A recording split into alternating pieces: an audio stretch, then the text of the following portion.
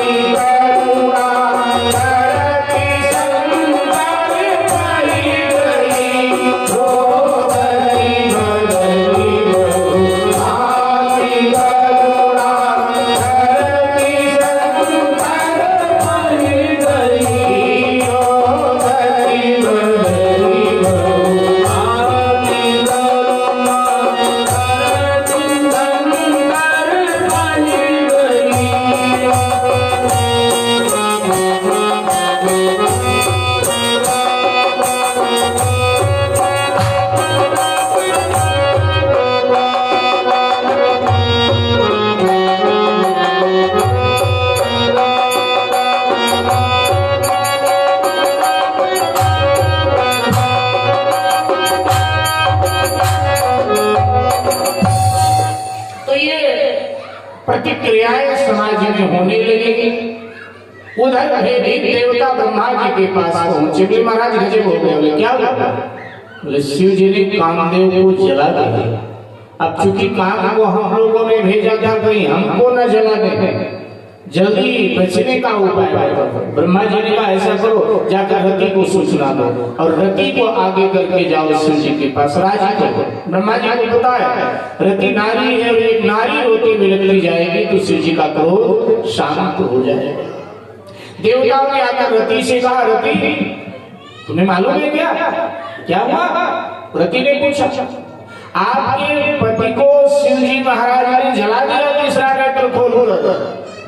ये नहीं बताया कि जलवाने वाले हम ही लोग हैं, नहीं अपनी बात नहीं बताई, सीधे कहा जला दिया। और जैसे रति ने सुना कि मेरे पति को शिव जी ने तीसरा नेत्र खोलकर जला दिया, रोती विलखती दहाड़ मारती पछाड़ खाती आ गई शिव जी के चरणों में और कर्म क्रंदन करने लगी, भोलेनाथ पुनः तीसरा नेत्र खोलो, मुझे भी जला दो।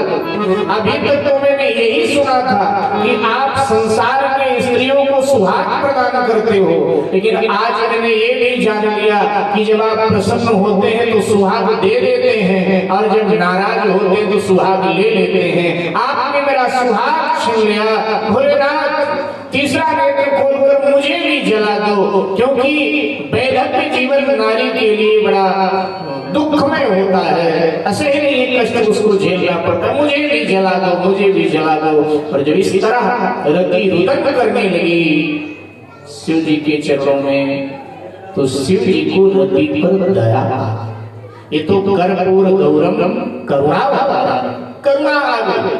और शिव जी ने कहा, रति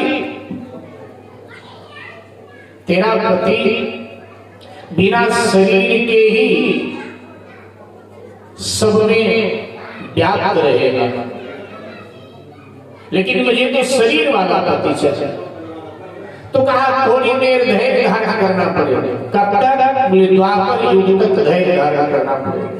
द्वापर में परमात्मा कृष्णावतार लेंगे और तब उनकी धर्म पत्नी रुक्मणी के गर्भ का माध्यम लेकर तेरा पति प्रद्युम्न के रूप में उत्पन्न होगा और फिर आगे चल करके वो तुझे प्राप्त हो जाएगा।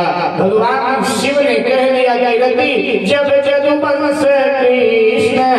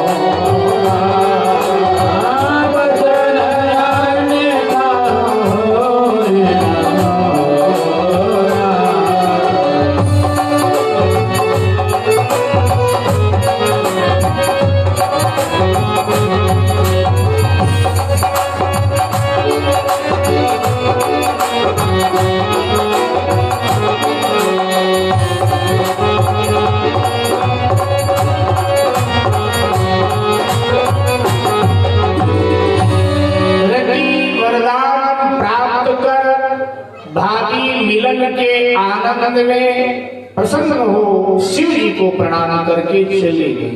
पीछे देवता खड़े थे, जय जयकार करने लगे, जय हो जय हो जय हो, जय जयकार करते। शंकर जी समझ गए कि जिन ये स्वार्थी देवता लोग हैं, जरूर कुछ आन पड़ी है तभी जय जयकार हो रही है। तो शंकर जी ने कहा ये शोर करना बंद करो, किस लिए आए हो? आने का हेतु क्या है, कारण क्या है? देवताओं ने धीरे से कहा महाराज वो बात ऐसी है कि हम इधर थोड़ा घूमने आए थे, हमने कहा चलो शंकर जी का दर्शन कर लें। और पीछे ब्रह्मा जी भी थे, ब्रह्मा जी आगे आगे बोले असल में बात यह है, देवता लोग कह रहे हैं कि बड़े दिन हो गए स्वर्ग में किसी का विवाह नहीं हुआ, तो वातावरण थोड़ा नीरस है, अगर आप विवाह कर लो, अगर आप तो थोड़ा बारात करने को मिल जाए, बारात करना चाहिए। शंकर जी का वाह भाई देवताओं बहुत घुमा फिरा के बात करते, चतुर चालाक लोग थोड़ा बहुत घुमाते फिराते तब बात करते, सरल आदमी तो सीधे अपनी बात रख देता है। तो शंकर जी ने कहा कि देखो ऐसा है कि विवाह तो मैं वैसे ही कर देता, मुझे प्रभु का आदेश था, मेरे आराध्य श्री राम का मुझे आदेश था कि विवाह कर दो, लेकिन तुमने काम को भेज करके जलवा अलग से दिया। ठीक है जाओ हम राजी हैं, कर लेंगे विवाह। देवता लोग ब्रह्मा जी के साथ ब्रह्मलोक में पधारे और बोले महाराज अब जल्दी करो, मुहूर्त जल्दी निकाला। ब्रह्मा जी ने मुहूर्त निकाला, लगन पत्रिका तैयार कराई, सप्त ऋषियों को बुलाया और कहा ये लगन पत्रिका ले जाओ महाराज हिमांचल को दे दे और कहना कि विवाह की तैयारी करें। शिव जी विवाह के लिए राजी थे। अब लगन पत्रिका लेकर सप्तऋषि चले तो सप्तऋषियों के मन में आया कि शिव जी से मिल लेते हैं पहले, तो सप्तऋषि शिव जी के पास आए और शिव जी को प्रणाम किया, बोले महाराज विवाह के लिए राजी हो? शिव जी ने कहा तो बोले हम लगन पत्रिका लेकर के जा रहे हैं महाराज हिमांचल से। तो शिव जी ने कहा देखो हिमांचल के यहाँ लगन पत्रिका लेके बाद में जाना, तो पहले मेरा काम करो। आपका क्या काम है? बोले पहले पार्वती जी के पास जाकर के उनकी प्रीति की परीक्षा लो, और यहां से प्रीति की परीक्षा लेने के लिए चल पड़े सप्तऋषि, जहां पार्वती माँ वनांचल में साधना में तल्लीन थी। अब थोड़ा सा चिंतन करके फिर आगे बढ़ते हैं।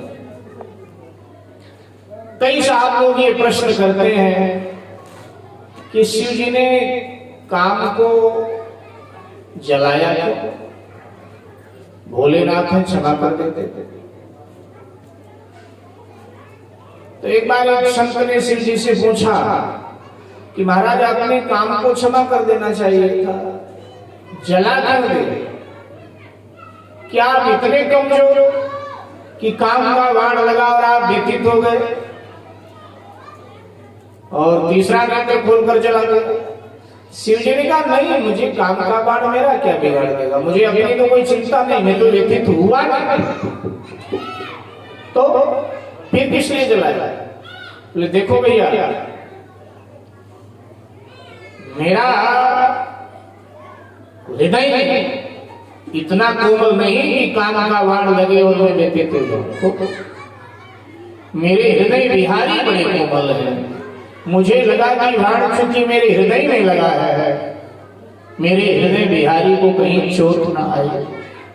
जो मेरे हृदय में विराजित है ना, उन्हें कहीं चोट ना आए। देखो, मुझे कोई कष्ट दे, मैं नाराज नहीं होता, मैं क्रोध नहीं करता, लेकिन जब मेरे आराध्य को कोई कष्ट देता है तो स्वाभाविक मुझे क्रोध आता है। मेरे हृदय में जो विराजित है वो तो बहुत कोमल है। अब शिव जी के हृदय में कौन विराजित है भैया? हाँ, राम जी विराजित है। राम जी कितने कोमल हैं, तो उनकी कोमलता की चर्चा करते हुए तुलसीदास जी कहते हैं, श्री रामचंद्र कृपालु भरे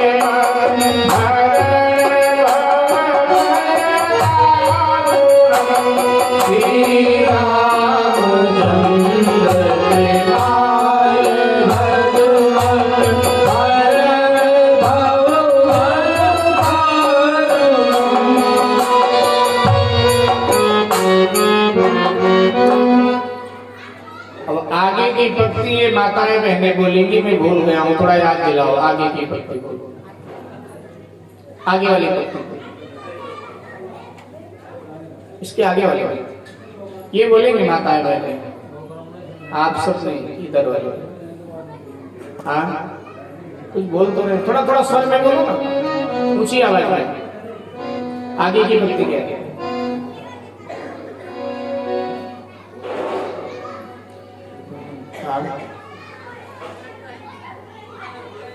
ये बहन जी ने जो ठीक है, बहन जी ने बोला, ये बड़ी प्रसिद्ध स्तुति है। ये स्तुतियां तो आपकी जुबान पे होनी चाहिए। अच्छा, मोबाइल आजकल हाथ में होता है तो उससे भी आप याद कर सकते हैं। आप इस पे डालेंगे, निकल करके स्तुति आ जाएगी। श्री रामचंद्र कृपाल भजन, इतना बोल तो पूरी स्तुति आ जाएगी निकल कर। आप उससे भी याद कर सकते हैं। भाई, वैज्ञानिक यंत्र आपके हाथ में है तो उसका सदुपयोग करो ना, हमेशा दुरुपयोग क्यों करते हो? उसका सदुपयोग करो, कल्याणकारी उसमें से निकालो और उनको ग्रहण करो। अकल्याणकारी हमेशा देखते, हमेशा सुनते हो, नहीं कल्याणकारी वस्तुएं उनमें से निकालो। आजकल तो सब कुछ उसमें है भाई, पूरा का पूरा रामायण उसमें है। रामायण पाठ करना है, सुंदरकांड पाठ करना है, आप सर्च करो आ जाएगा, अपना पाठ करो। अब तो ये नहीं कह सकते ना कि किताब घर में नहीं है मेरे, तो ऐसा नहीं कह सकते कि जी घर में पोथी ही नहीं है, कैसे करें? आपके हाथ में है पोथी। अब भगवान और तगड़े से आपको पूछेंगे कि बहाना नहीं चलेगा, पोथी था तुम्हारे हाथ में, कितना पाठ किया? हाथ में तो पोथी थी। तो आइए गाते हैं, श्री रामचंद्र कृपालु भजे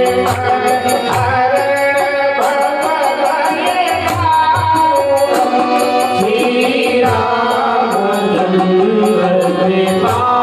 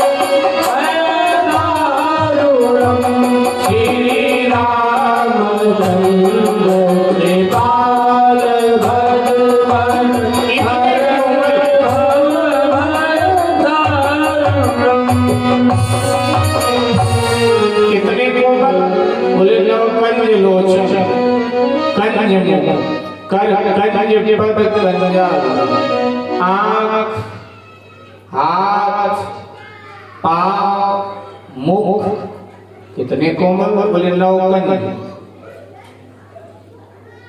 कमल के फूल की तरह, लेकिन वो भी दोपहर का कमल का फूल नहीं।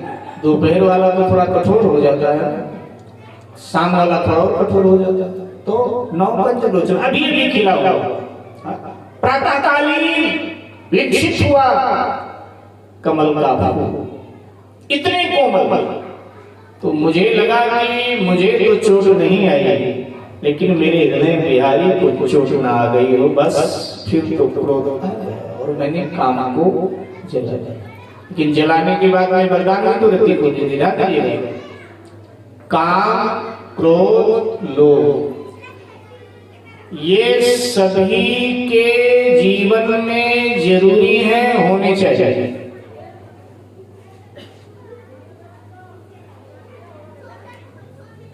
बिना काम के सृष्टि का विकास कैसे? बिना लोभ के, अगर लोभ ही नहीं बिल्कुल, बिना लोभ के राष्ट्र की उन्नति कैसे? समाज की उन्नति कैसे? और अगर क्रोध भी नहीं रहा बिल्कुल, फिर तो लोग उच्छृंखल हो जाएंगे। तो ये तीनों जरूरी हैं, ये होने चाहिए। लेकिन कैसे?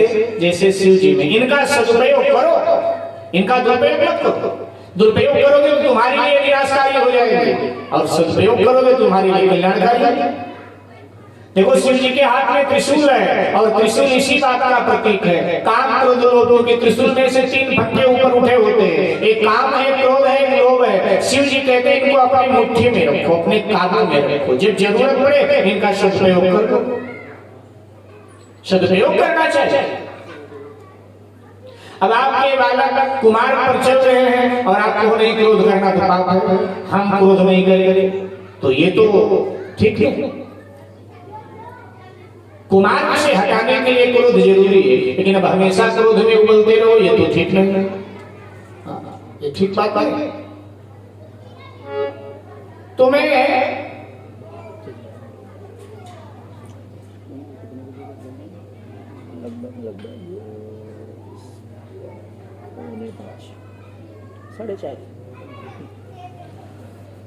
तो ये जरूरी है,